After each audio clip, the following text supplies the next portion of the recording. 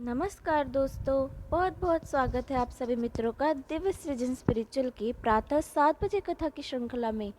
दोस्तों, आज की महात्मा बुद्ध की जीवन लीला का शीर्षक है अरुणोदय। सारी कपिलवस्तु नगर में सिद्धार्थ के पुनरागमन का समाचार शीघ्र ही फैल गया और नगर में रोज भिक्षुओं के मर्यादापूर्ण भिक्षाटन से उसकी पुष्टि होती थी। बहुत से परिवार भिक्षुओं को भोजन दान करते और इस बात के लिए उत्सुक रहते कि भिक्षु ने कुछ धर्म शिक्षा दें।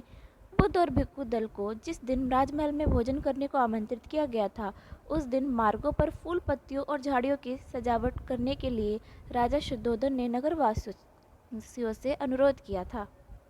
उन्होंने बुद्ध और उनके वरिष्ठ शिष्यों के लिए न्यग्रोधा उद्यान में छोटी छोटी कुटिया अविलंब बनवाई। बहुत से लोग बुद्ध और भिक्षुओं के दर्शन करने उद्यान में आया करते।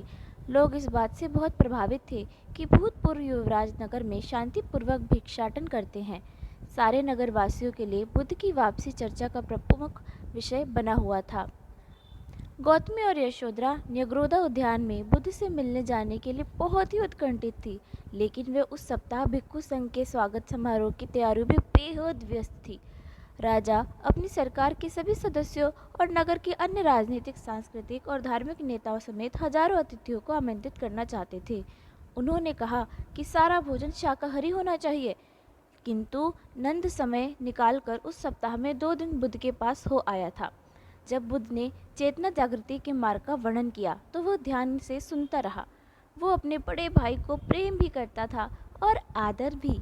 उसका मन भी भिक्षु बनने के लिए आकर्षित होता।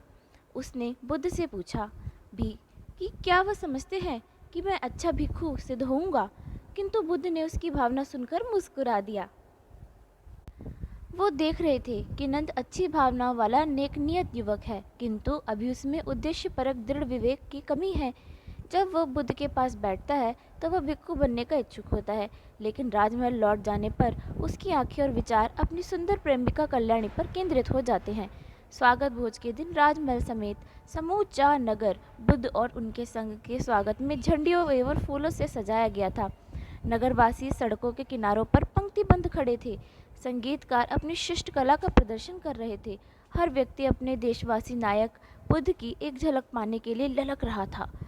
राजा ने जिन अतिथियों को आमंत्रित किया था, उनकी आगवानी रानी गौतमी और यशोधरा कर रही थी। रानी की इच्छा मानकर यशोधरा ने शानदार साड़ी पहन रखी थी और आभूषण भी धारण कर रखे थे। नगरवासियों की भीड़ में से बुद्ध और भिक्षु मद और शांत पग रखते हुए चल रहे थे।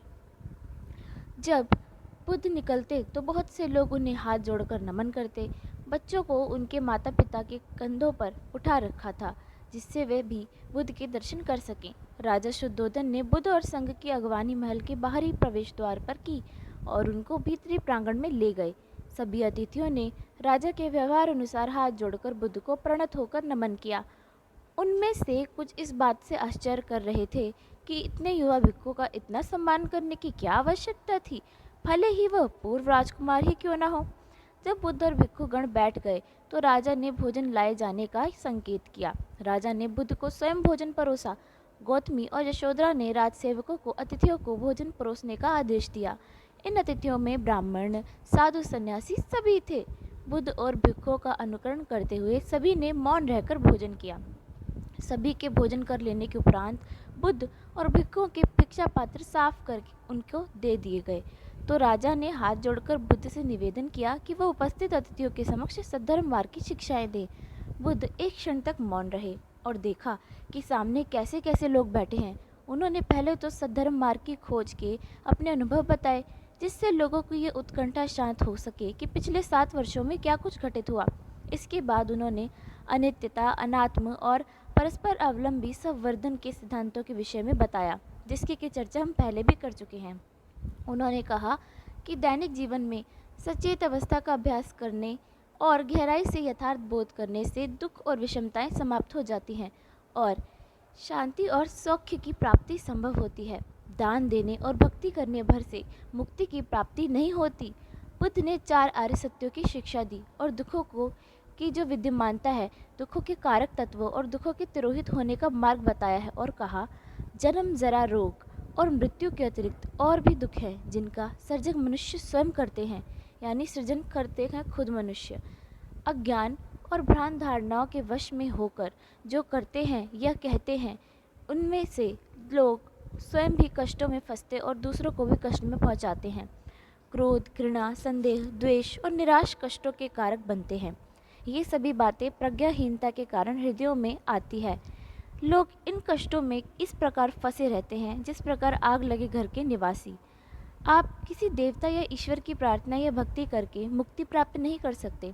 आप गहराई से अपने चित्त और स्थितियों को देख समझें, जिससे उन भ्रांत धारणाओं का उच्छेदन कर सकें जो सभी दुखों के मूल में होती हैं। दुखों की प्रकृति का ज्ञान करने के लिए आपको अपने कष्टों के स्रोत को समझना होगा कि आपके कष्ट का कारण क्या है। दुखों की प्रकृति समझ लेने पर वह दुख आपके लिए बंधन नहीं बन सकते हैं। यदि कोई आप पर क्रोध करता है और पलटकर आप भी उस पर क्रोध करते हैं तो इससे दुखों की वृद्धि होगी।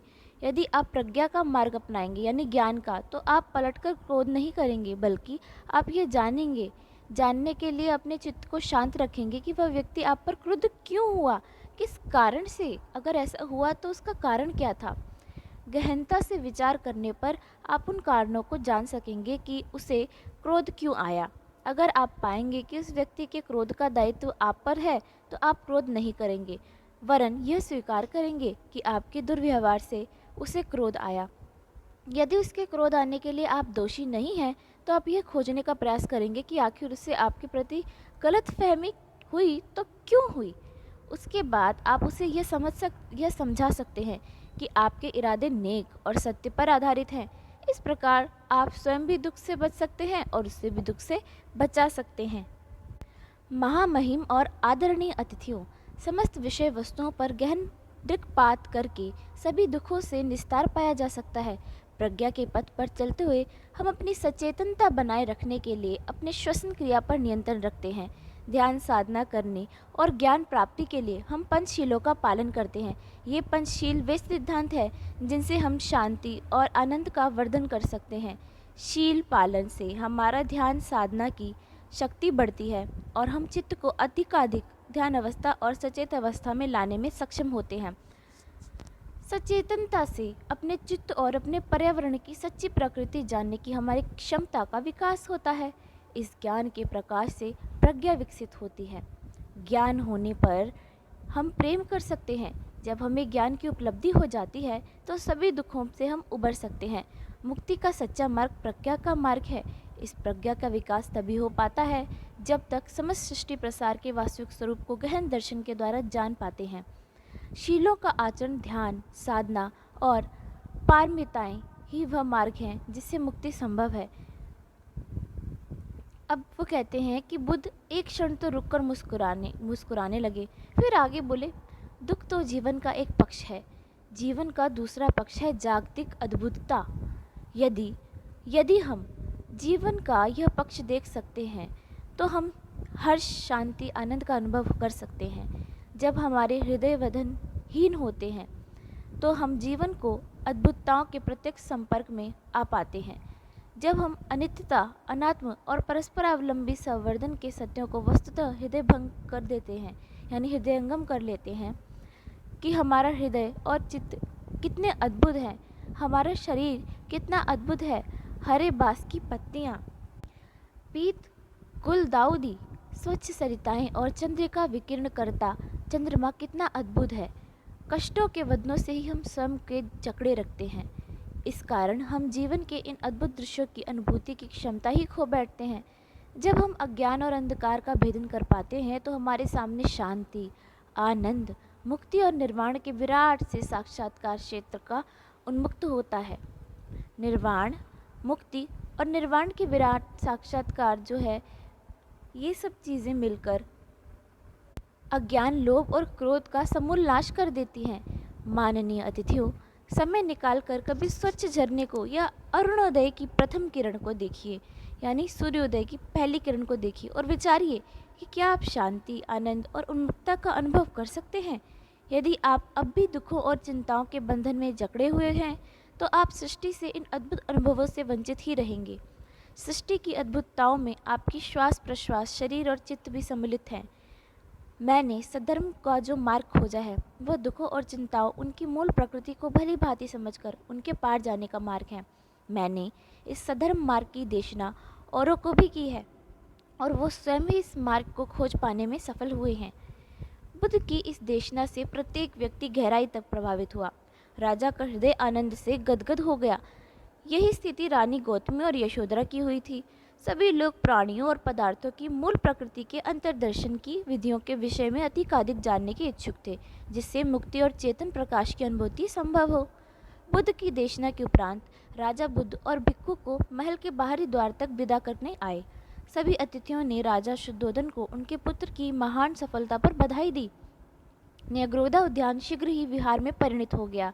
अंजीर के बड़े बड़े वृक्षों की शीतल छाया वहाँ होती थी। बहुत से नए भिक्षुओं को प्रवज्ञा दी गई। बहुत से श्रामणेरों, जो कि जिनमें शाक्य वंश के युवक भी सम्मिलित थे, पंचशीलों को अपनाने का व्रत उन्होंने ले लिया। यशोधरा रानी गौतमी और राहुल के साथ प्राय न्यायग्रोधा उद्यान में बुद्ध के दर्शनार्थ जाती। वह उनकी देशना को श्रवण करती और जब कभी बुद्ध अकेले होते तो उनसे यह ज्ञान प्राप्त करती कि सद्धर्म मार्ग अपनाने और समाज सेवा के बीच क्या संबंध संभव है। बुद्ध ने व्यवहारिक रूप से बताया कि किस प्रकार प्राणायाम करें और कैसे ध्यान साधना करें जिससे उसके अपने हृदय की शांति और आनंद में वृद्धि हो। वह समझ गई कि शांति और आनंद की प्राप्ति के बिना वह वास्तविक रूप से दूसरे लोगों की सहायता नहीं कर सकती। उसने जान लिया था कि गहन प्रज्ञा के विकास के बिना वह प्रगाढ़ प्रेम की क्षमता भी विकसित नहीं कर सकती। उसे इस बात से प्रसन्नता हुई कि आत्मचेतना के मार्ग पर चलते हुए भी वह अपनी समाज सेवा की गतिविधियां चला सकती है।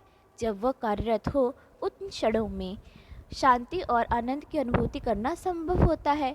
सद्धर्म मार्ग के अनुसार साधन और साध्य दो भिन्न भिन्न बातें नहीं हैं। रानी गौतमी भी सद्धर्म मार्ग के अभ्यास में बहुत प्रगति कर पा रही थी।